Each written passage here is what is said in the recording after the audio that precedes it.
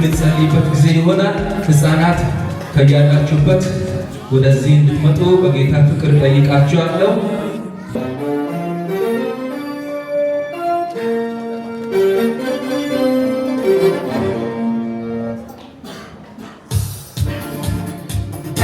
የቻላችሁ በእግሮቻችሁ ቆም ብትሉና አብረን ጌታ ከፍ እናደርገዋለን።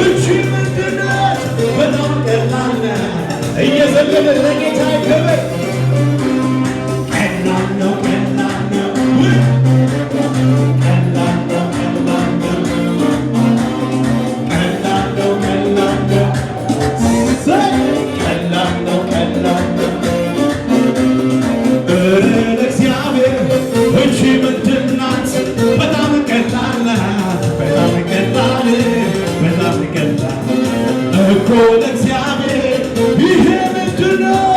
በጣም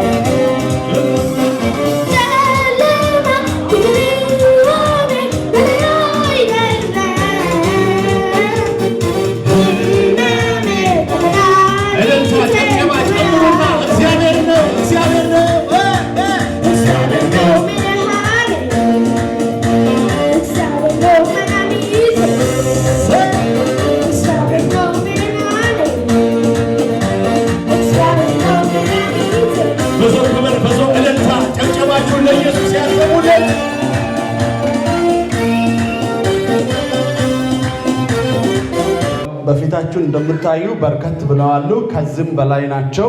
ቤተክርስቲያናችን ያሉ ህፃናትን ስታቲክስ ስንሰራ ወደ 97 አካባቢ ደርሰዋል። እግዚአብሔር አምላካችን የተመሰገነ ይሁን። እንግዲህ በቅርብ ጊዜ 100 ይሞላል የሚል ሐሳብ አለን፣ እምነት አለን። ጌታ ይባረክ። ስለዚህ ወደ 97 የደረሱ አሉ። በየሳምንቱ ትምህርታቸውን በአግባቡ እየተማሩ እንደሆነ ሪፖርት የነሱን ሪፖርት ለማቃበል ስለምንፈልግ ነው። ያበዛን እግዚአብሔር የተባረከ ይሁን። የነሱ አስተማሪ ነኝ። ያው የትና የት በለጣ ነው የሚባለው። ጌታ ይባረክ እና ከዚህ ቀጥሎ ባለ ጊዜ እንግዲህ ከፊት ለፊታችን የስቅለት በዓል እየመጣ ነው። በዚያን ቀን በደንብ አድርገን እንገለገላቸዋለን። እግዚአብሔር አሁን ላሳዩት ነገር ክብሩን ይውሰድ። አሁን ደግሞ በአጭር ጊዜ ከነሱ መሃል ትንሽ ከቃል የሚያነቡና ያነበቡትን ክፍል በአጭሩ የሚያብራሩ ወጣቶች አሉ። በመጀመሪያ ሊዲያን ወደዚህ እጠራታለሁ። በጌታ በኢየሱስ ክርስቶስ ሰላም እላችኋለሁ። ዛሬ ለእናንተ ከመጽሐፍ ቅዱስ እኛ እናነባለን። መጀመሪያ ሊዲያ ትጀምራለች። መዝሙረ ዳዊት 91:1-10 በልዑል መጠጊያ የሚኖር ሁሉን በሚችል አምላክ ጥላ ውስጥ ያድራል። እግዚአብሔርን አንተ መታመኛዬ ነህ እለዋለሁ። አምላኬና መሸሸጊያዬ ነው፣ በእርሱም እታመናለሁ። እርሱ ከአዳኝ ወጥመድ ከሚያስደነግጥም ነገር ባለባዎቹ ይጋርዳል። በክንፎቹም በታች ትታመናለህ። እውነት እንደ ጋሻ ይከብባል። ከሌሊት ግርማ፣ በቀን ከሚበረር ፍላጻ፣ በጨለማ ከሚሄድ ክፉ ነገር፣ ከአደጋና ከቀትር ጋኔን አትፈራም። በአጠገብህ 1000 በቀኝም 10,000 ይወድቃሉ፣ ወደ አንተ ግን አይቀርብም። በዓይኖች ብቻ ትመለከታለህ፣ የሰይጣንንም በድረት ታያለህ። አቤቱ አንተ ተስፋዬ ነህና ልዑልን መጠጊያህ አድርግ፣ መቅሰፍትም ወደ ቤቴ አይገባም።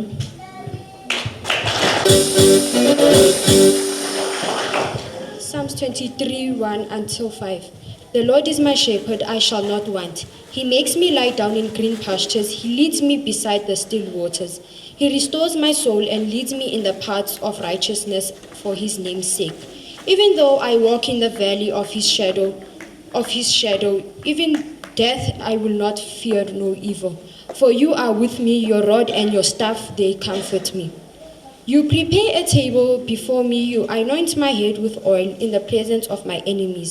My cup runs over with oil in the presence of my enemies. My cup, surely goodness and mercy shall follow me all the days of my life, and I shall dwell in the house of the Lord forever and ever. In Jesus' name, amen. መዝሙረ ዳዊት 1-5 እግዚአብሔርን እረኛዬ ነው፣ የሚያሳጣኝም የለም። በመለመል መስክ ያሰድረኛል፣ በዕረፍቴ ውሃ ዘንድ ይመራኛል። ነፍሴን መለሰት ስለ ስሙ በጽድቅ መንገድ ይመራኛል። በሞት ጥላ መካከል እናውና በሂድ አንተ ከኔ ጋር ነህ።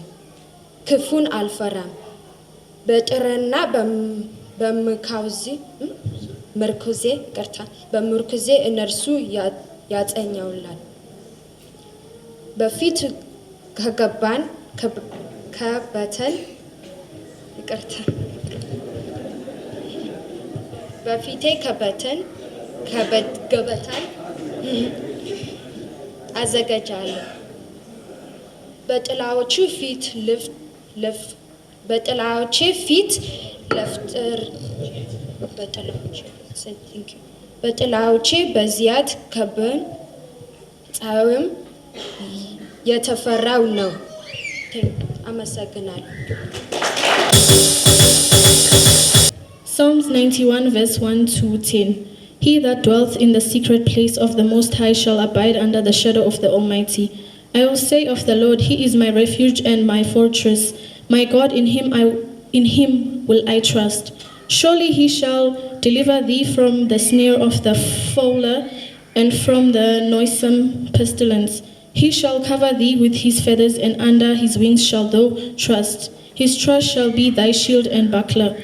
Thou shalt not be afraid for the terror by night, nor the arrow that flieth by day, nor the pestilence that walketh in the darkness, nor the destruction that wasteth at noonday.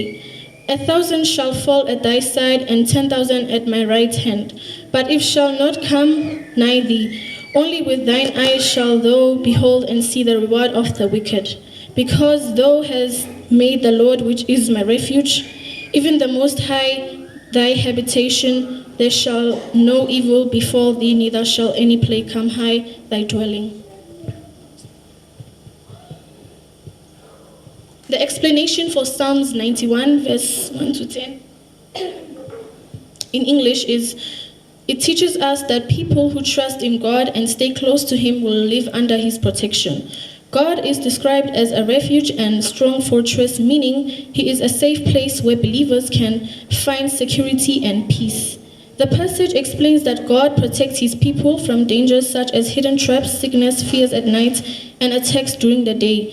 It also uses the picture of a bird protecting its young with its wings to show how lovingly and carefully God protects those who trust Him.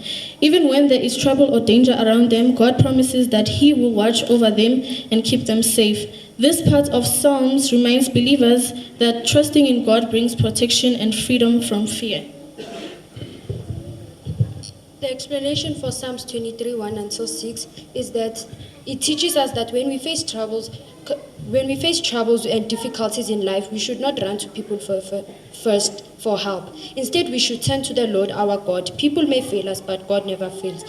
ይህ ዛሬ የተማረን ከይህ ስፍራ ችግር ካለን ወደ ሰው መሮጥ አያስፈልገኝም። ሰዎች ሊያሰጡኝ ይችላሉ፣ ግን እግዚአብሔር ፈጽሞ አይወድቅም። እርሱ የኛ ጌታ ነው እና አምላክ ነው። In Amharic, the explanation for መዝሙረ ዳዊት 91 እስከ 10 የተጻፈው በእግዚአብሔር የሚታመኑ እና በእርሱ ቅርብ የሚኖሩ ሰዎች በእርሱ ጥበቃ ስር እንደሚኖሩ ያስተምራል። እግዚአብሔር እንደ መጠጊያ እና እንደ ጠንካራ ምሽግ ተገልጿል። ይህም ማለት አማኞች ደህንነትን፣ ሰላም የሚያገኙበት የታመመኝ ቦታ ነው። ይህ ክፍል እግዚአብሔር ሰዎችን ከተሰወሩ ወጥመዶች፣ ከበሽታ፣ ከሌሊት ፍለጻ፣ ፍርሃት እና ከቀን አደጋ እንደሚጠብቃቸው ይሰርዳል። እንዲህም እግዚአብሔር ሰዎችን እንደ ወፍ ልጆቿን በክንፎቿ ትጠብቃለች። የእርሱን ፍቅርና ጥበቃ ያሳያል።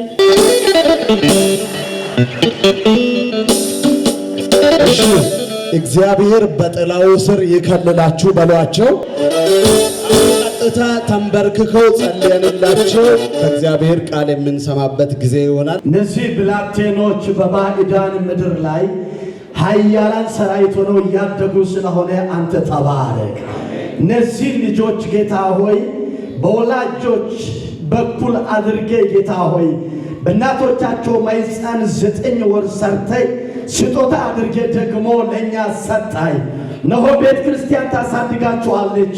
እነዚህ የገሃነም ደጅ የማይችሏቸው ኃያላን የባዕዳን ምድር ተጽዕኖ ማይቋቋማቸው እሳታውያን ለእግዚአብሔር ክብር ምድሪቱን የሚያንበረክኩ ነገንም ደግሞ ለእግዚአብሔር የሚዋጁ እግዚአብሔር ሆይ መለኮታዊና ምድራዊ ጥበብ የተካኑ እንዲሆኑ በኢየሱስ ስም እንጸልያለን።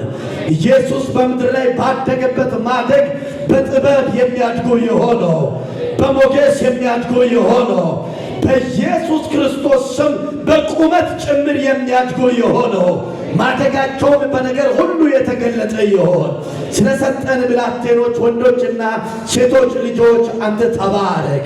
ሕዝቤን በዚህ ቁጥር ላይ 100 እጥፍ ጨምርልን። በኢየሱስ ስም አብዛን፣ አስወርሰን። ክብር ሁሉ ለስም ይሆን። ስለዚህ አስገራሚ ማለዳ ተባረክ። በምትወደው ልጅ በኢየሱስ ክርስቶስ ስም